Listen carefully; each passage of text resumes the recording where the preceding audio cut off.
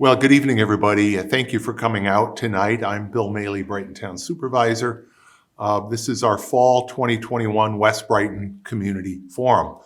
For those of you that have been to these things before, you will recall that we, for many years, did these twice a year as a way to really outreach into the community. We do the same thing in East Brighton. Of course, we haven't done this since COVID, but we knew there were a couple of really important things going on that we wanted to make sure we were here and get a chance to talk, and more importantly, to listen, to hear what you all have to say.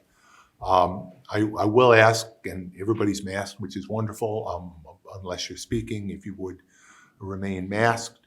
I'm going to introduce first my colleagues here on the town board. Chris Werner to my left, Jason DePonzio, Robin Wilt to my right. And as we always do, we have a number of our department heads with us also tonight. An opportunity, I know some of you had a chance to chat with them one-on-one later, but we have questions that you may have later in the evening. They'll be here. First, my assistant, Bridget Monroe. In the red shirt back in the corner there is Matt Beeman, our Parks Superintendent. Becky Cotter. Next to him is our Recreation Director. I'm going to skip over Bill Price for the moment, but I'll introduce Bill in a moment. Mike Guyon, who wears a lot of hats and always gets the brunt of the questions at events like these. Mike is our Commissioner of Public Works, also our Highway Superintendent and Sewer Commissioner. And then finally, next to him is our Police Chief, Dave Cathaldi. In a moment, we're going to start and have a presentation from Bill Price, the gentleman back there that I skipped over in introducing, as I'll introduce him in just a moment, relating to the town's ongoing survey and our interest in hearing from you, your thoughts about recreation, parks, and in particular, a community facility here in Brighton. We want to get input from you as part of that process. So we'll be asking you to complete that survey. We'll have an opportunity to talk about some things on the board here, but you can also fill out that survey online if you like while you're here in the room. Fill it out if you haven't already. We really want to hear more of your thoughts on that. And then finally, after that, we will be discussing the upcoming change in fire service for West Brighton. As I'm sure all of you know,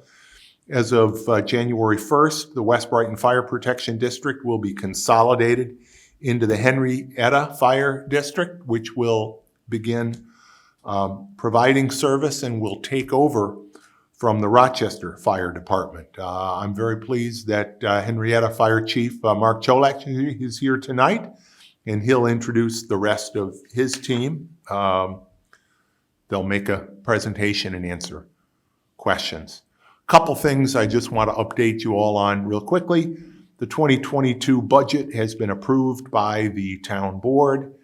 It includes a townwide tax levy increase of slightly less than 1.5%. I think that's a pretty good number, particularly when you look at what personnel costs and particularly benefit costs are doing these days. To be able to keep it down that low is a result of the good work, particularly by our finance team, but really all of our department heads who continue to be very responsible in the way they manage their departments. And we also anticipate a slight decrease in costs for fire service here in West Brighton following the Henrietta Fire District consolidation. So that's good news too.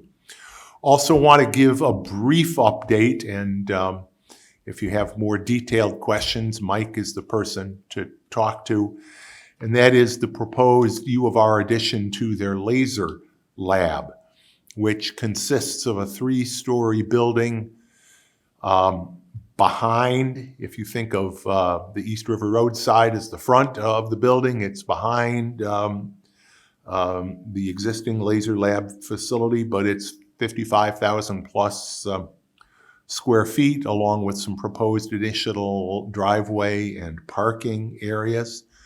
Now, I think most, if not all of us, were at a community meeting that the U of R hosted a few months ago on their laser lab proposal. I know Town Associate Planner Ramsey Boehner was also there. We all thought their planned schedule was a little optimistic, and that is in fact proving to be the case. They have submitted a proposal for a concept plan review, which is really the first step in planning board review. And it will again be in front of the town planning board this Wednesday night at 7 o'clock. So if you are interested in that project, Town Hall at 7 o'clock Wednesday night may be the place you want to be. All of the information about that project, including the application itself, is on the town webpage. So let me start again, as I mentioned, with the community center presentation, and for that I'll call on Bill Price. Bill is, I hope I don't get his title totally wrong, he's a principal at the SWBR architectural firm here in town, and they lead up our team of consultants that are working with us on this project. So, Bill, thank you. The floor is yours. Thank you. Good evening, everybody. Just wanted to talk to you a little bit about what we're trying to do with the understanding the need and the feasibility for a community center here in Brighton. We've started this project a few months back, and one of the first things we did was to develop a public engagement plan. So we kind of laid out with the town staff, Becky and Matt and the rest of the committee from the town, how we were going to approach public engagement and get as much input as we can. We believe that there's an existing facility at Brookside School that has existing programs. They have certain partnerships that are already in place where some of the work is, some of the programs are supported or sponsored by other partners. So we wanted to get our arms around the totality of all the programming, all of the different age groups that use some of the different facilities and programs. And then what we'll end up doing from there is we'll put together an entire program based on what we've heard from the community. That program will look at what are some of the facility improvements that we need, and that could be a new building of a new community center. It could be the rehabilitation of an existing building, or it could be further reliance on third-party providers to help support and provide the programs that the community wants. So we're looking at it in really in three different alternative ways of providing recreation and park facility services. So far, we've had 2 outdoor events, one at Homecoming in early October, one at Farmers Market. Some of you may have been at either or both of those events. And we've done an online survey. That survey is still open and available, and it gets at a little bit of demographics about you as a responder, but not an awful lot, just kind of what zip code you live in and what your age is. We don't really ask any more personal information about that, but we kind of need those 2 things to know, what parks are you close to and in which age group are you, and how does the age factor into the programs that you like and the programs that you're interested in. So that survey is online. I actually have paper copies of it here tonight.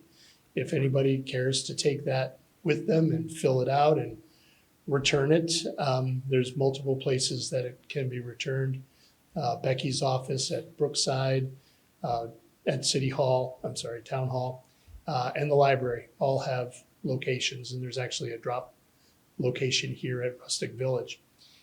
So that's really what we're up to. If folks want to come up and talk about this with us afterwards, Becky, Matt, myself, we'll even get Mike Guyan to chime in and answer some questions or talk about it. I brought some boards along. These are the same boards that we had at both the farmers market and at homecoming, and give you little stickies and put the sticky back little dots on there to show where your interests really lie, both in improvements for our park system and some of our building facilities, as well as the programs that you'd like to see provided.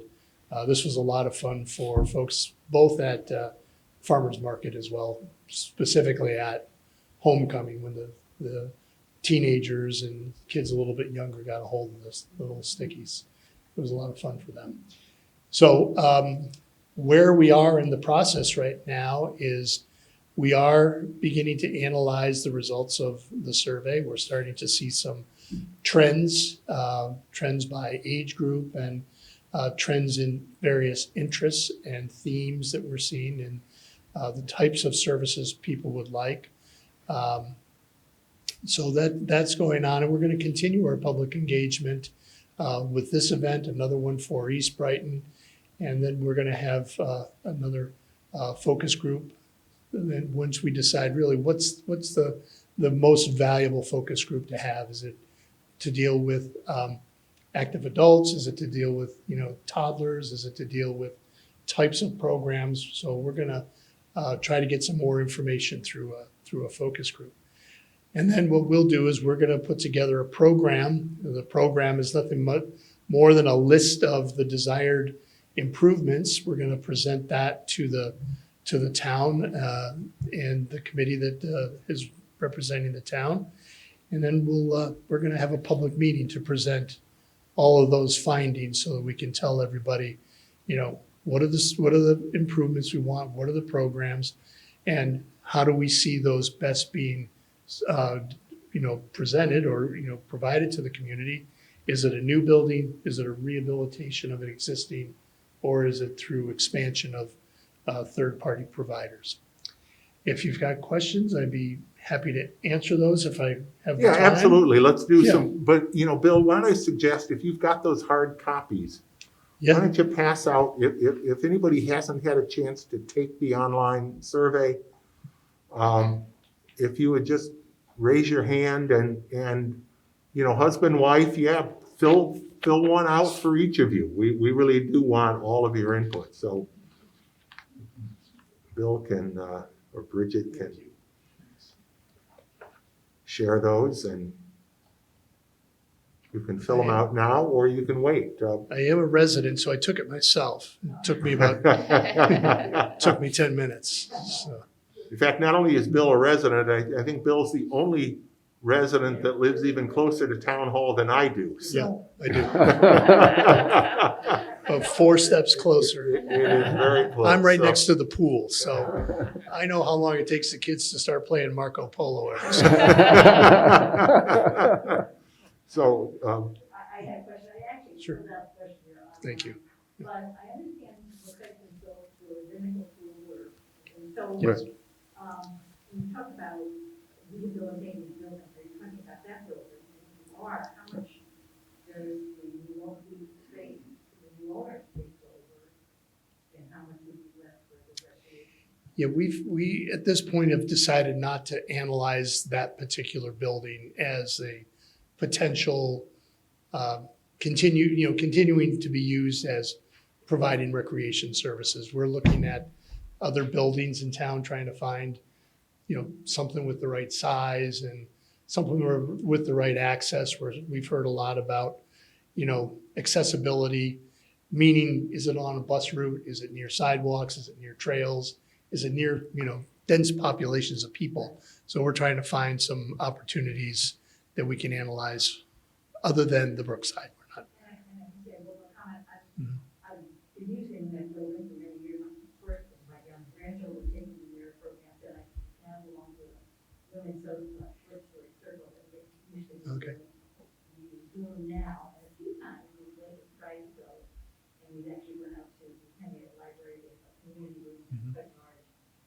and one of the women checked it out carefully, and Yeah. has apparently some very good air circulation or something. Sure, yeah. So I mean, I guess that would be something that. Yeah, I we, don't know if that's on your question right now, I guess that would be. no, I think the questionnaire didn't get into some of the technical details of it, but we, certainly with COVID, air circulation and ventilation systems would be, very, very important, as well as, the whole sustainability and green building technologies would be very important going into it. So we did hear this. We've had stakeholder interviews where we had, I think, 4 or 5 different, sessions of an hour and a half with various stakeholders, and that came out loud and clear.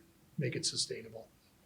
And if I could, because you did also mention the Talmudic Institute, I can just give a brief update on that, because that group does have a contract with the Brighton Central School District to purchase the Brookside, the building, and the land that it's located on.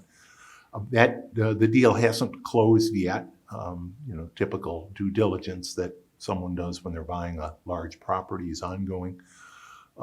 We do anticipate, at least in the short term, that we will be able to continue in the building. The Talmudic Institute is currently located on Park Avenue in the city, and they don't need all of the space in the building, so we continue to have conversations with them.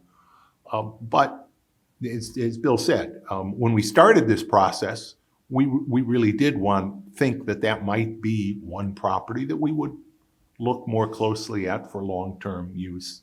With the pending sale, that probably makes less sense. But in the short term, no. We whenever the deal closes, we do anticipate, at least for a period of time, keeping our recreation and our parks activities there in the building. So more to follow, I guess, on that.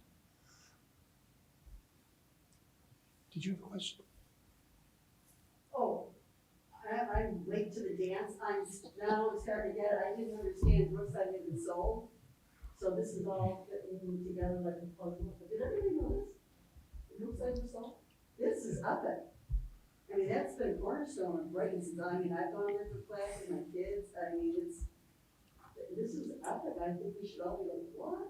But I guess that's okay. And again, I do want to stress that we're not being kicked out. I've known the rabbis who run the Talmudic Institute for many years.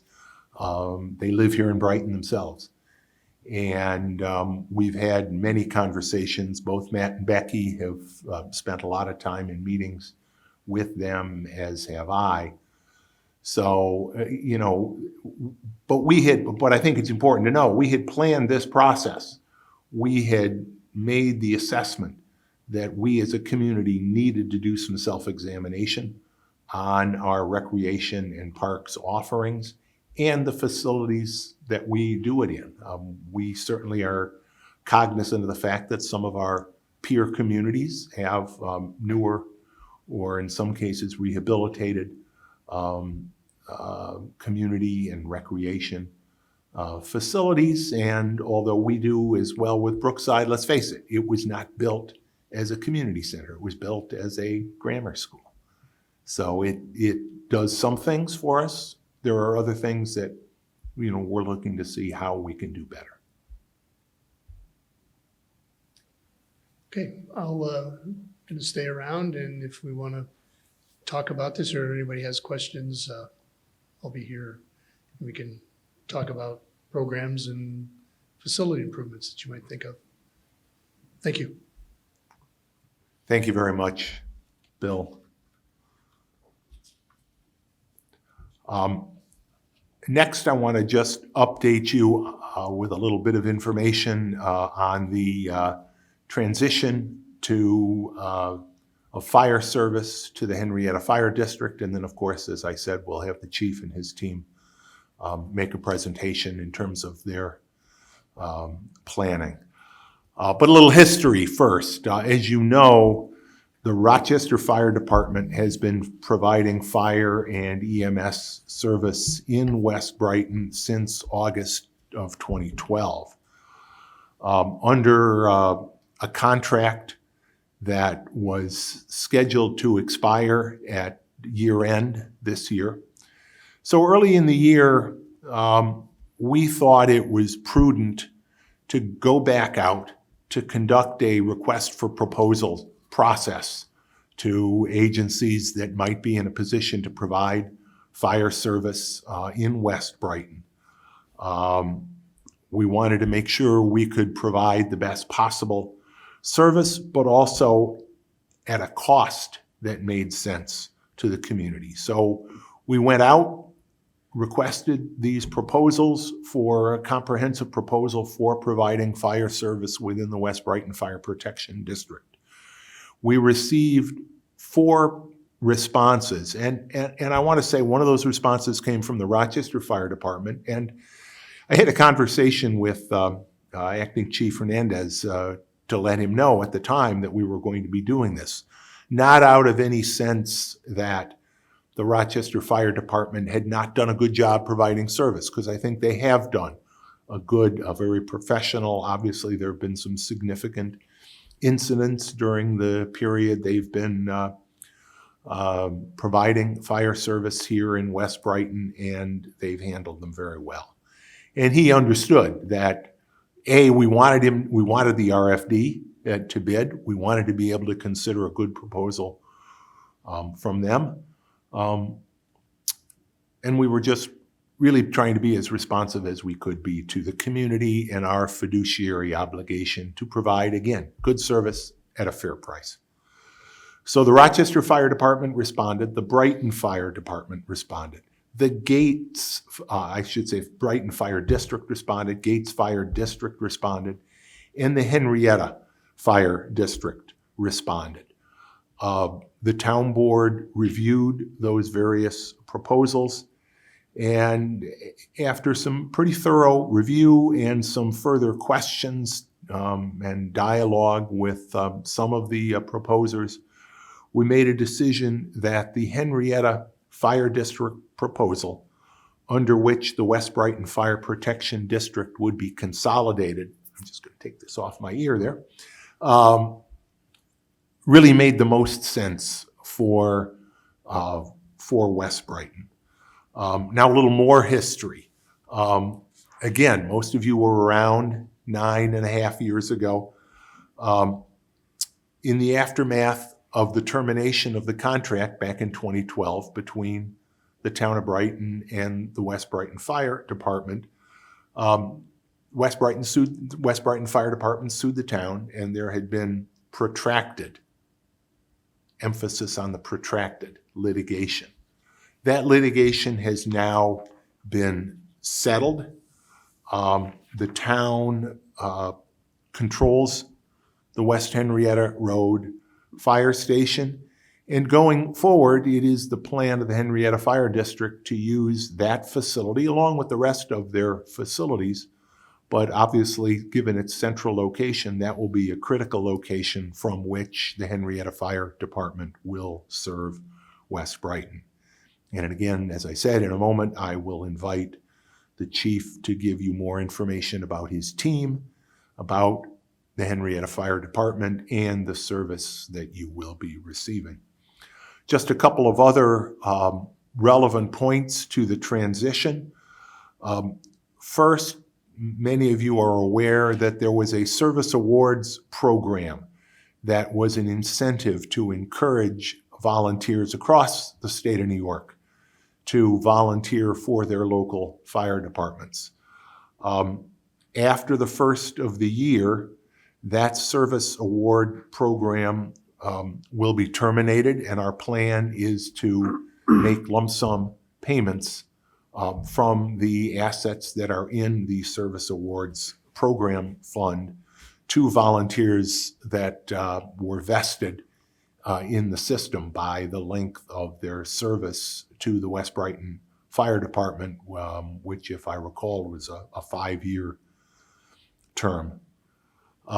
As I mentioned earlier, from a financial perspective, which was, needless to say, very, very important in our evaluation of the 4 bids, the Henrietta Fire District proposal was the most attractive proposal and will involve a reduction in cost to residents of West Brighton, not only compared to what it would have cost to continue on with the Rochester Fire Department in 2022, but also even compared to the current 2021 cost of service from the Rochester Fire Department. One of the things that we found attractive as well about the Henrietta Fire District proposal is that it involves a merger.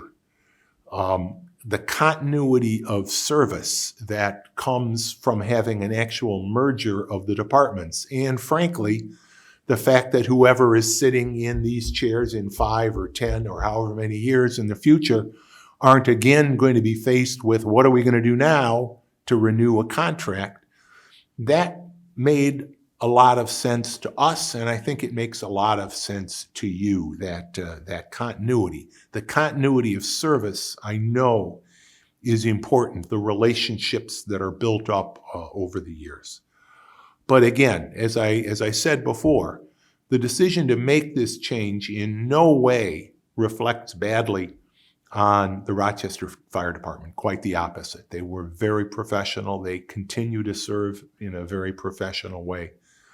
But as we evaluated all the proposals, it became clear to us that this transition to the Henrietta Fire District was the right move, and this is the right time to do it. So with that, Chief, I will turn it over to you and your team, and we're very pleased to have you here.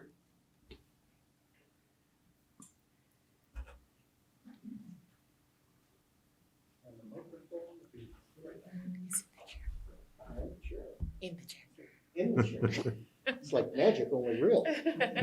So thank you, Mr. Supervisor. For those of you who don't know me, my name is Mark Cholich. I'm the fire chief for the Henrietta Fire District. With me is Commissioner Joe Martin, and in the back corner is a longtime member of West Brighton, and along with a member of our career staff, Battalion Chief Mark Audino. I'm going to let Commissioner Martin start and talk about a little bit of what the fire district all involves, and then we'll transition to the operational portion of the presentation.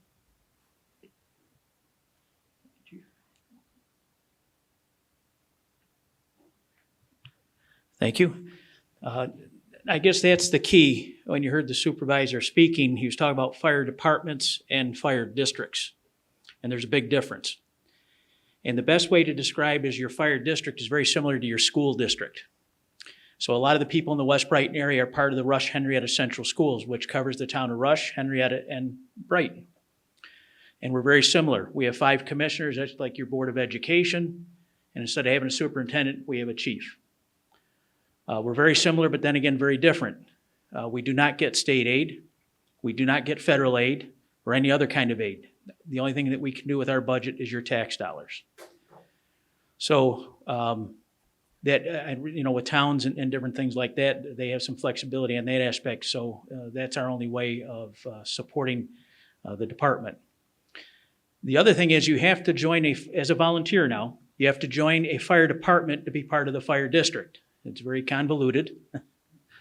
So we had West Henrietta Company 1 in Genesee Valley, and they supply the volunteer to the Henrietta Fire District. And as mentioned, Chief Cholich and then Battalion Chief Audino, they are career members, and they are part of the Henrietta Fire District, again, that your taxpayer money is paying for. That's one thing that's going to come back to West Brighton is the opportunity that people in West Brighton will now have an opportunity to volunteer again that they haven't had. That was one difference between having the city of Rochester with you in another department. So the people of West Brighton, if there's anybody that's interested in becoming a volunteer firefighter, they can now do so. My job as a commissioner, anybody in this room can run for commissioner now, as long as you're a resident in the fire district. You don't have to have experience in the fire department or anything else. You can run for fire commissioner. Right now, all 5 commissioners have experience. I've been with the Henrietta Fire District for about 43 years. The last 21 as a commissioner. I'm a past chief.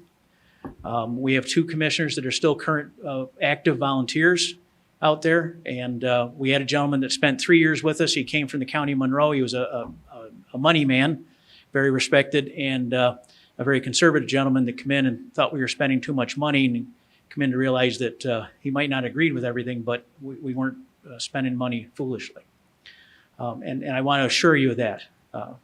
That is our goal, to provide you with the best service. When you dial 911, whether it's a career firefighter or a volunteer, whoever shows up to you on that red truck is going to be able to do the job that you called for and do it in a professional and efficient manner.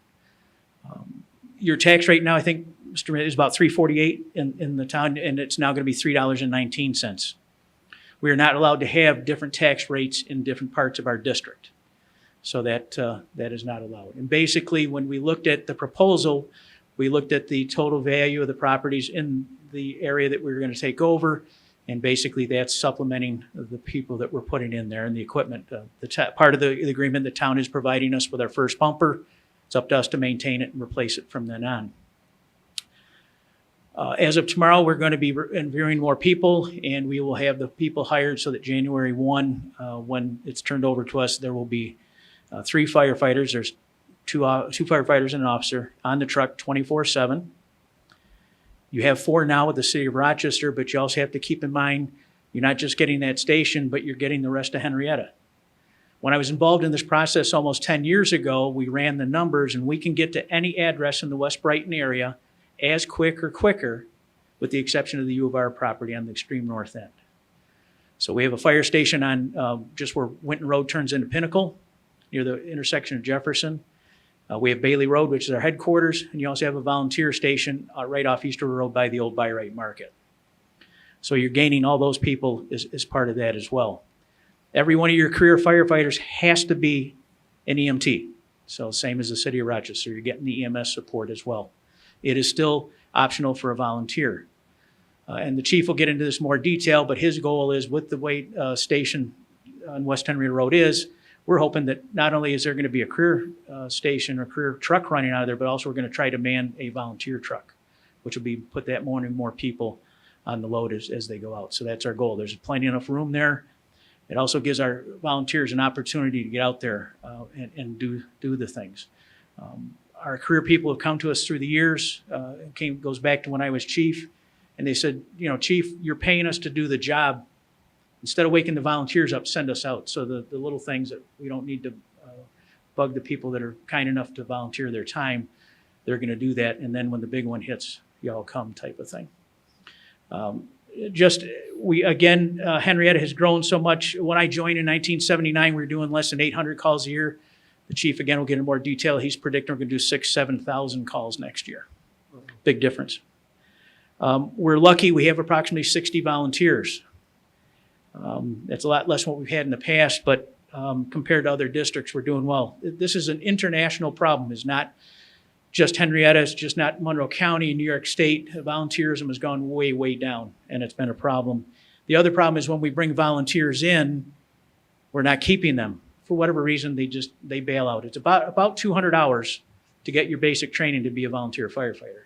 Now, it's less than half of what has to be done for a career firefighter, but still, 200 hours is a lot of time to ask a person to volunteer their time just to get started.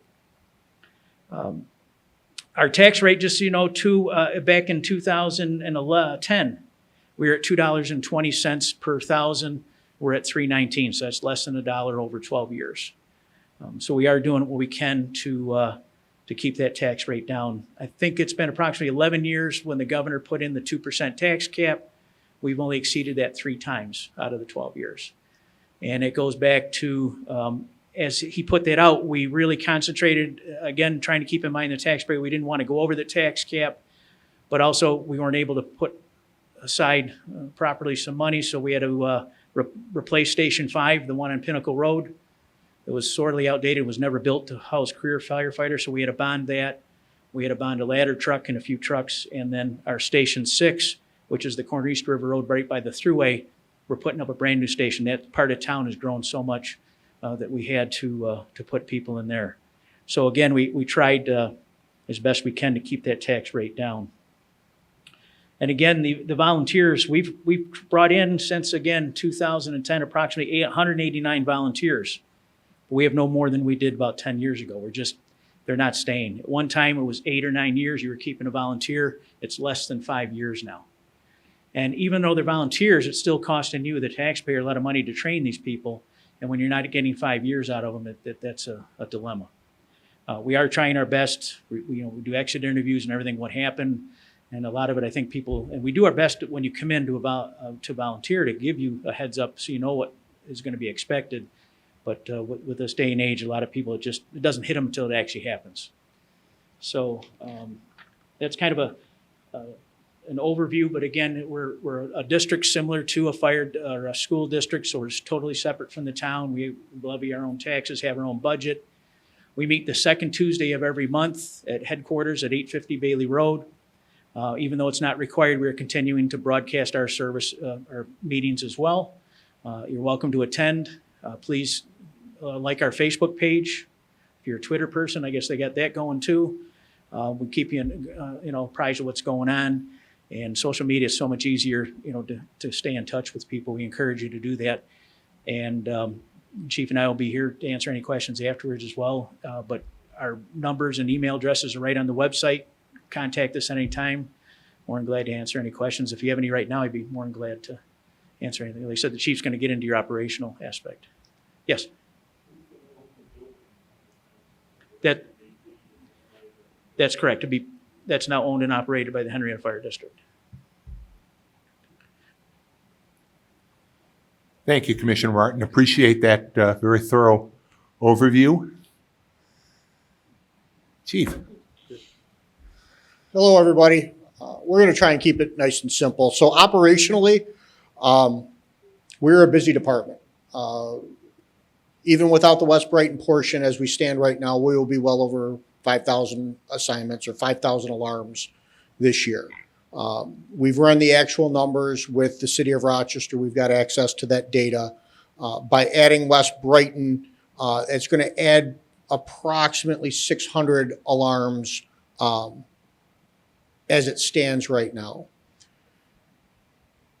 There are a couple of differences between the way we operate and the city of Rochester operates. One, probably the biggest, you're going to see us more, is because we go on a different category of emergency medical responses than the city of Rochester does.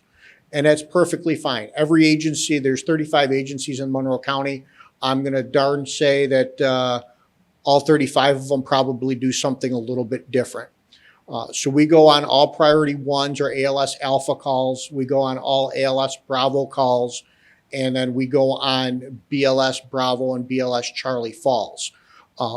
That's probably been the biggest impact that we've seen to this point. We go on, I would estimate 2 to 3 falls a day. There's a large population. We have a large older population in town where people fall. And one of the things that allows us to do is if we've got somebody who falls constantly, or even if it's the first time fall, one of the things we'll do is we'll make sure that the carbon monoxide detector is working in the house. We'll make sure that the smoke detector is working in the house. If there isn't one, we will provide one for you just to make sure that we have that extra added layer of safety. Again, as Commissioner Martin stated, we are hiring. We're going to hope to offer 12 individuals or make 12 offers tomorrow at our board meeting. And that'll bring us up to a career staff level of 73 people. So that's 4 dispatchers. We've got 1 dispatcher that's on each group. We operate on a 4-group rotation. So you've got a dispatcher on 24/7, and then that'll give us 16 firefighters and officers per group. And that doesn't count the normal daytime staff that we have and the 60+ volunteers that we have. So in totality, we're going to be right around that 130 to 140 firefighter mark, covering both towns, which is huge. We'll be the 2nd largest department in the entire county. What that allows us to do is provide the best level of service to all of our residents. And I made sure that the town supervisor and the town board understood that during our interview phase of this. I truly look at it as West Brighton is really just going to be an extension of Henrietta as far as the fire district goes. Most of the kids in West Brighton go to Rush Henrietta schools. My assistant chief Dinsmore, was our fire prevention officer.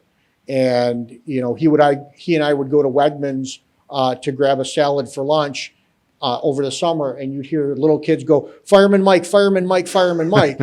And it's funny, we actually went to lunch the other day, and, this young lady was our server, and she was, I want to say, second or third year in college, and she's like, you're Fireman Mike. So the kids remember that. We have got such a low incidence of child fire setting in town because we have such an aggressive program of keeping these kids safe. It starts from kindergarten all the way through the senior high school. The best fire is the one that doesn't happen. And we're going to push that even more and more as we push into West Brighton. There's no, I've heard it, there is no way that this part of town is going to be second-class citizens or anything else like that. You're part of the family now, right? You may not like us. We're one giant dysfunctional family, but you're part of the family now. So welcome. And we're going to take care of you just like we would anybody else in the family. January 1, that engine's going to be backing in the door at 7 o'clock in the morning at 2395 West Henrietta Road. It's going to have a Henrietta Fire District number on the side of it. It's going to be Henrietta Station 7, the old West Brighton station. We're going to respect the history that came with that firehouse. We're going to respect the history that came with the department, respect the history of the town, and all we're looking at it is to improve on it. We're just going to take it, and we're going to take it to the next level. There's no forgetting the history. It's always been there, whether we like it, we don't like it, we're going to learn from it, and we're going to move forward. What questions can I answer? Yes, sir.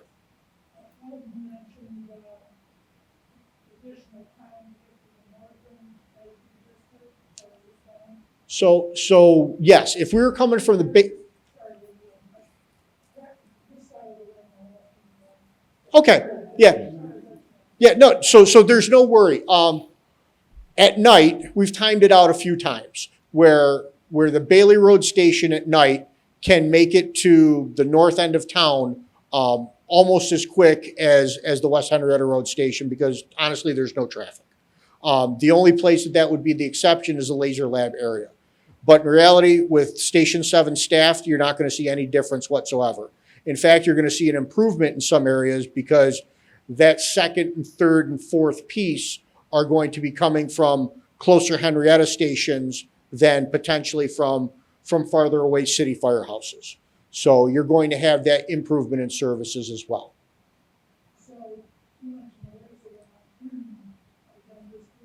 Hmm?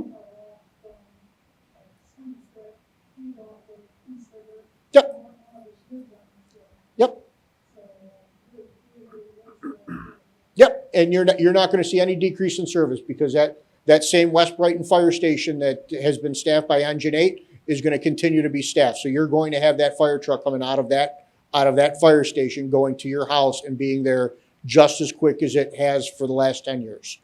And that second piece is going to be getting there even quicker. That was my point, was the fact that, let's say that Station 7 is on call, the next one to do in your neighborhood isn't that much farther than that truck is sitting in the place.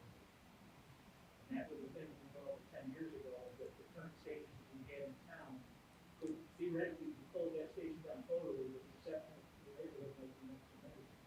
We could get under into a fourth district. Yeah, the problem is that, so fiscally, there's no way that I could put so many fire trucks that I've always got a spare and a spare crew. This just allows you to have that secondary and tertiary piece there that much quicker so that there's going to be no decrease in service for you.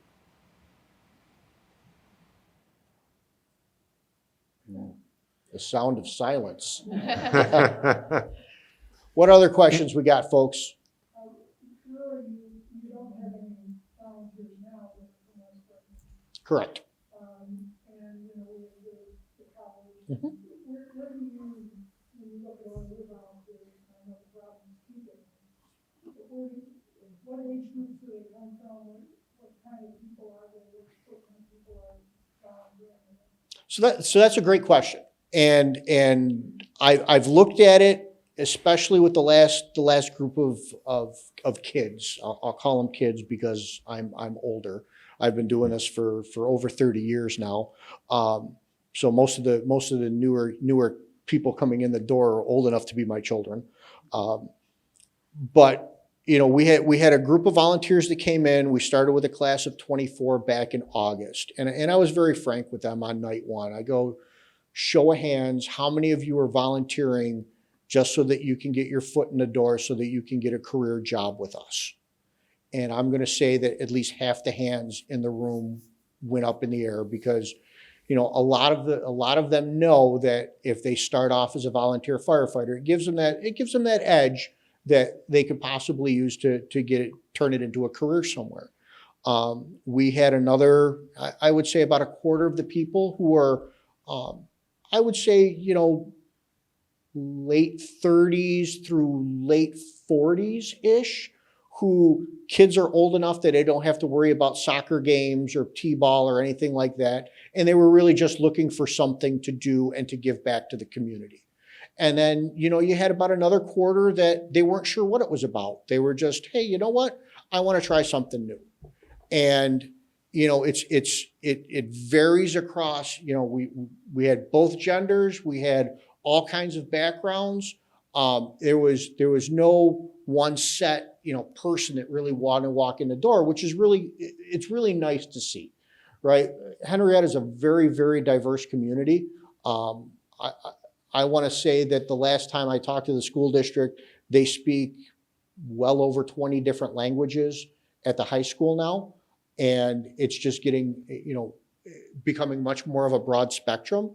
And I'm liking the fact that, you know, the volunteers that we're getting in are really a direct reflection of the communities that we serve. So it's nice to have that diversification.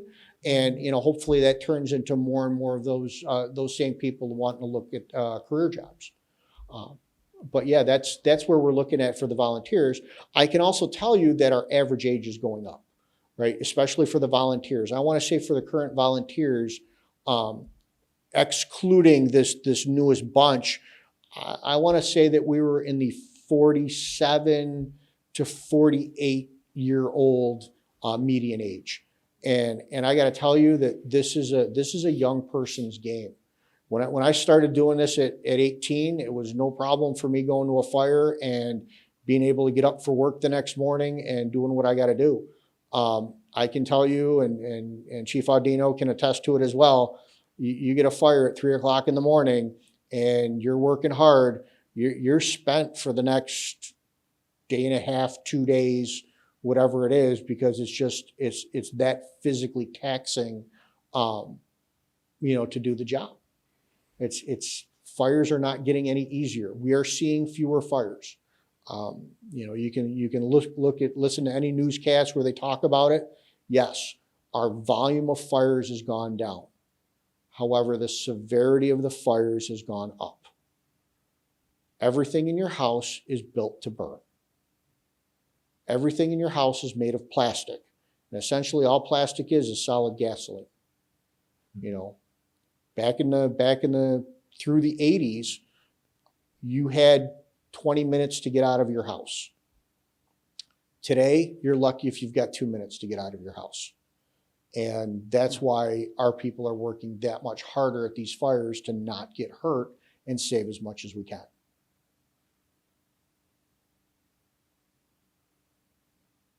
What other questions we have, folks?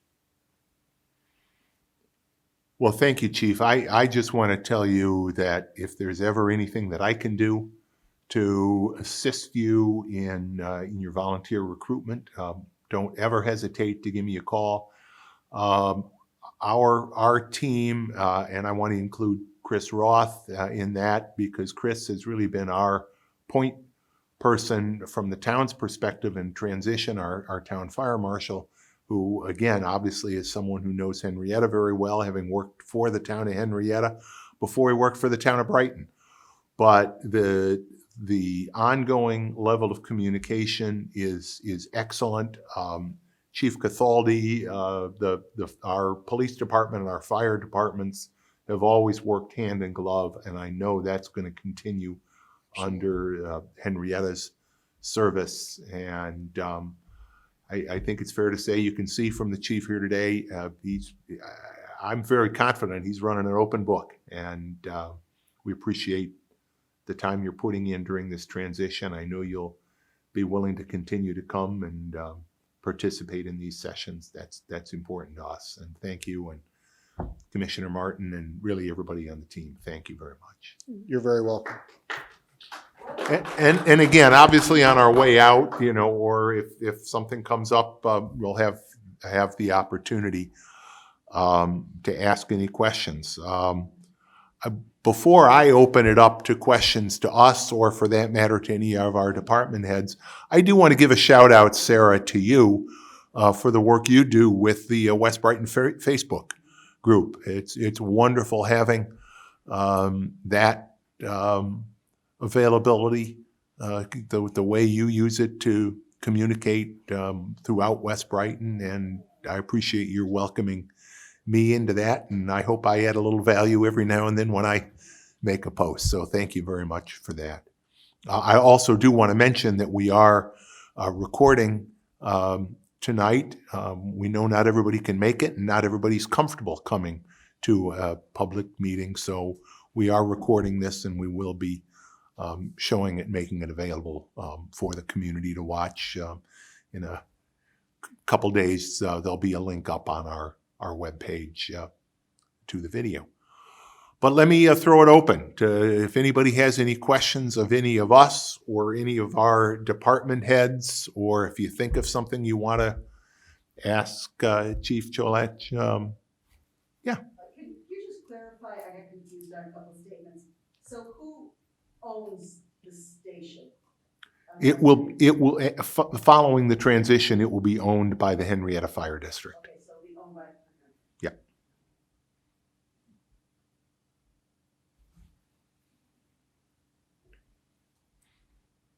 Yeah.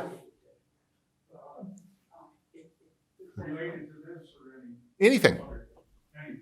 Absolutely. Just quickly, and maybe you need to speak with one of your department heads here. We're over on Bastion Road. Red Creek, of course, runs between Helen and Bastion. And we're all aware of the problem with the ash trees. And some of this is private ownership on each side of the creek. I don't know exactly if you get down further, whether it's county or the Thanks, towns. I don't know, maybe the university. I don't know who owns some of these undeveloped lands out there. But the creek is enjoyed by many people, not just the folks that are lucky enough to be along it. And I'm wondering, with the number of ash trees, now I realize that if the ash tree is on your property, I guess you as a property owner are responsible for it. If there's a community property, then that would fall to them.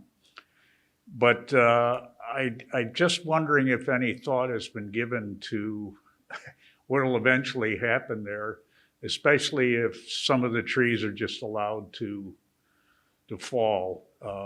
We're lucky we inoculated our trees and we don't have any on the creek side. So, but I'm just wondering if anyone in your department or anyone, has there been any discussion about the potential things that can happen to Red Creek as these ash trees come down? It's a great question, and we have spent a lot of time over the years since we learned about the emerald ash borer. It's done a few things. One of them is it's increased our own costs, particularly in town parkland. We had to increase our budget this year for tree removal because of town parks. We have also treated trees along town streets and highways. And if you're in some of our parks even, you'll see it if you're on the Brickyard Trail or on town streets, you'll see a little silver medallion on a tree, and that's an ash tree that's been treated. Unfortunately, ash trees love moist soil, and West Brighton is one of the most, as you all know, one of the most densely ash-treed portions of Monroe County. And Monroe County, I believe, has a higher percentage of ash trees than any other county in upstate New York, if not the most. It's very close to the most. So it's a big issue. Mike Guyon, do you want to talk at all about our tree removal work and ash trees as they relate to Red Creek? Yeah, you better come up because we won't catch you on the recording otherwise.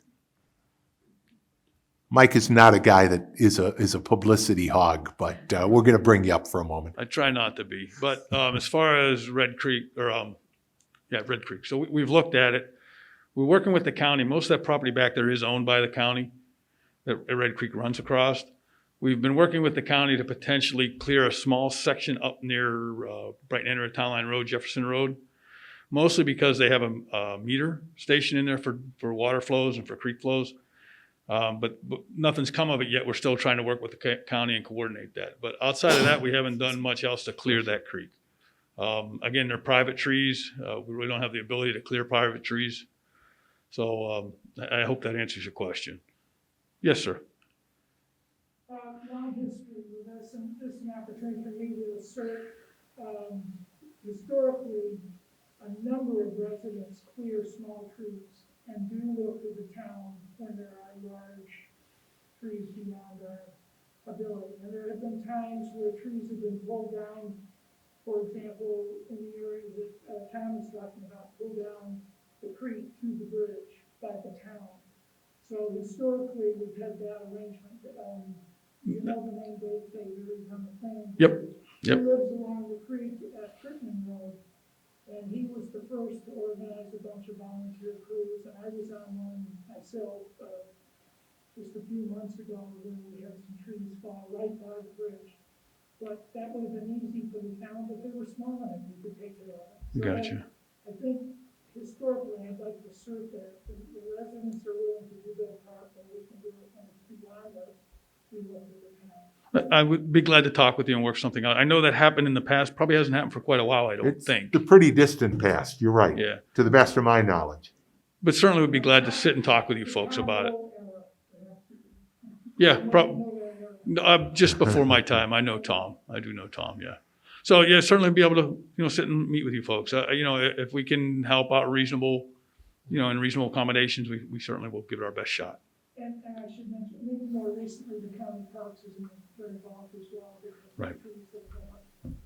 That's where we're finding it. I mean, it's the park system, the town system, the county park system are certainly the biggest owners, if you will, of those ash trees. But Tom's right, we're losing a lot of ash. Yeah. No, you can see them everywhere. It is like the supervisor said, they're dying all over. Matt's struggling with them. Our parks director, we're struggling with them. For the most part, the trees along the right of way, the road trees, we've all treated those. But in the parks, we can treat certain trees, but a lot of the trees had gone untreated, and none of those are really surviving well. Well, you're getting in many thanks for paving Bastion Road. Turned out good. Yeah, it turned out good. Thank you. It's in bad shape. I have to thank our foreman for that. They did a great job on that. Pass it on. I will do that. And our last street of the year Remington. was Remington. Right. We didn't think we were going to get to Remington, but A, we had the money, B, we had the weather. And so the last street we paved this summer was Remington. It was an add-on. We had enough money in the budget, and we were fortunate to be able to get in before the weather broke. So. Anything else, folks? Any other questions that anybody has? Do these continue to be a valuable format? Yeah, Paul. This year, the leaves are not falling. These right out. How long do you think you can stretch the leaf pickup service? There's one answer that we always give. We just As keep long picking as them it up. takes. Yeah, we just keep picking them up. We'll go until they're picked up. So We typically go until close, right around Christmas, New Year's. yeah, it's usually January when we finish up. Hopefully, I mean, last year we actually had a good year. Snow didn't come till later on, and we got the leaves picked up probably like second to third week in December. So we're hoping for the same this year. But you're right, they're pretty stubborn this year. I got one tree that doesn't come down until about 6 traffic today. But that is, and we see it on social media, and particularly, people who've come out from the city. The city zones the city, and they do one pickup. So if your trees haven't fallen by the time your quadrant of the city is scheduled to get picked up, you may be out of luck. So people get nervous, people who come here from other places. When it starts to snow, sometimes people are concerned, oh, it snowed, they're not going to do any more pickup. And certainly, Sarah, so you'll see all of the social media sees it at some point. The question comes up, are they still going to pick them up even though it snowed? Now, last year, for example, or 2 years ago, we had 18 inches on Veterans Day and the next day. And it did stop them, but only for a couple days. And then they get right back out and do it. And that is what will continue to happen. The only other thing I want to stress, I think it's less of a problem in West Brighton than in a lot of other parts of town. But please, don't pile your leaves in the street. Pile them on your lawn. The streets, particularly our residential streets that aren't very wide, and when leaf piles are out there, it becomes a hazard for everybody using the street, pedestrians, bikes, drivers. And to me, scariest of all, because every now and then you'll see it on a nice fall day, you'll see the kids playing in a leaf pile. And that really makes me nervous. So thank you to everybody that does, but that really is where we want your leaves, is on your lawn, and that the crews will get them, not in the street, please. And if you're interested in when your pickup's going to be, we've got a very effective map on the town website, which will identify when your neighborhood's going to be picked up. You're mostly in District 1. We always start in West Brighton and go east. So, any other questions that anybody has? Sarah?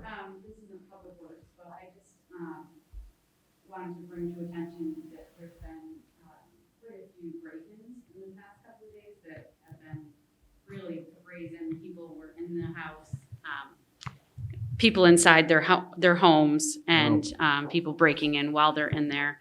I think maybe 3 of them along East River, Crittenden. So I'm just wondering if there's going to be more patrol, or just kind of bringing it to the light that that's starting to happen. And I'll pass that on to Chief Cathaldi, if you can.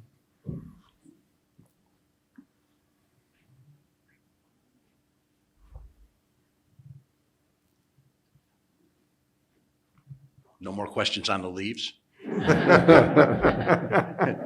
Thank you for the question. I am aware there have been a couple of break-ins over here. We are working a couple of patterns throughout town. We have made some significant arrests of individuals. Stolen cars have slowed down a little bit for us. We've identified some patterns of some individuals doing that. We are aware of it. We do have patrols out there. Sometimes you'll see them. Sometimes you will not. We will have unmarked patrol cars out there. But I am watching that pattern. I am aware of it. What else? It doesn't fly below the radar. Trust me. Burglaries are something that I take very dear to my heart. I mean, I can go back to 2005 when we were doing probably 200 burglaries a year. That's how many were across the entire town. We've got that down. Those numbers are well below. We're right around 60. The last count I had, I think it was like 66 for the year so far. But they spike. I'm hoping that the numbers are going to remain consistent. But what we have now is we're going into the holidays. I remind people all the time, first thing, sign up for the police blotter. You can go on the Town of Brighton website. We send that out twice a week. Are you signed up for that? And do you get that sent? I'm on the Henrietta Brighton watch. Yes. Okay. And it goes to that. Pete does it? Yeah. Okay, good. So sign up for that to make sure you're aware of what's going on in your communities and in your particular neighborhoods. And I would also ask, lock your cars. Do not leave valuables in your car. Most times I've got plenty of videos where people are going through neighborhoods and they're checking car door handles. And if it's locked, they'll just go on. They're very rarely breaking and smashing windows in the car, unless of course you leave a laptop on the front seat. But those are just some of the basic crime prevention tips. I'd be more than happy to do any type of community presentation, neighborhood presentation to talk specifically about any one of your neighborhoods. Okay, questions? Anything more on the leaves? Yeah, there you go. Thanks, Chief. You're welcome. Yes. I have a question. Mr. Martin mentioned that the town is buying a fire truck. Yes. I was just wondering, they're buying the fire truck, is that gonna be taxed just to the West Brighton residents through the fire tax? We or- anticipate it'll be grant funded and other funds. So you're hoping it'll be grant? That's what I anticipate, yeah. Is it gonna be a pumper, a ladder truck? Pumper, okay. Thanks. I was on the phone with Senator Cooney about that today, making sure those arrangements are in place. Sarah? My just other concern is, just in general, how West Brighton people get information. I know you said that there was associations, and we were in one when we first moved here. It's kind of all fizzled. So I do have that Facebook page. I don't know how everybody here found out about the meeting, but that's how I found out. But other than that, I'm wondering, how did people find out about this meeting? Just from neighbors? Okay. In Westfall Heights is Bastion. Okay. It's a confusing name. I've never understood how you got that name, but. So it's an email list that you guys have within those? Okay. And that's what I think we used to have when we first moved in 2008 into the area. But that's kind of fizzled, so that's why I started the Facebook group. But it's a very little amount of people that are on my Facebook group. So I'd love to get a broader range of West Brighton people involved in things.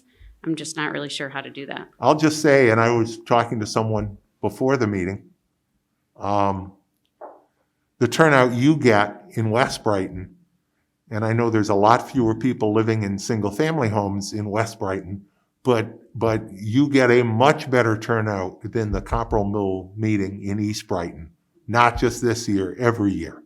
So you are a much more engaged community, and we appreciate it. But yeah, if neighborhoods, no matter how, I mean, I used to live, before my current home, I lived in East Brighton. And basically our neighborhood association existed to have a Halloween parade for the kids. No matter how active your neighborhood association is or isn't, we want to know you're out there. We want to be able to reach out and hopefully have an active contact. I know one of the neighborhoods, a longtime contact, is no longer in a position to be doing that. But if we, can get contacts there, I know there's been a Sunnyside neighborhood group. If there's a McGinty's neighborhood association, whatever it looks like. But yeah, I would love to work with you, Sarah and Jim, and anybody else to make sure that we are better communicating. I think Bridget also reaches out particularly here to Rustic Village. We know there's a good population base here and in some of the other apartments. We really do want to try to engage the community as best as we can, not just in these meetings, but in things like the survey. And I know, the fire district will want to have good lines of communication with the neighborhood as well. Public safety is probably the most important area, and the chief's not kidding. I've sat in a number of living rooms with the chief and his predecessors where we talk about public safety and crime prevention and dialogue. We're happy to do it. We just had the graduation ceremony last Wednesday night, but the Citizens Police Academy, boy, that's another great opportunity to engage with the department. And not just the police department, all of the whole justice community, the public defender, the district attorney, the crime lab, the court, to really see how they all operate and build those relationships. So all of those things, we'll try to do a better job, frankly, of getting them out to you, Sarah, and to the neighborhood associations. And if there is anybody new that would like to serve as that contact, let Bridget know, and she'll make sure we get you on the list. Bridget should get some credit because the way our neighborhood association found out was you would mail it down to Jim, who's the head of the neighborhood association. So, great. Thank you. Anything else? Well, again, I want to thank you for coming out tonight. Thank my department heads, my colleagues, and I know what the fire people would say, have a fire safe day, but have a safe day. And thanks, stay in touch. Have a great evening, everybody.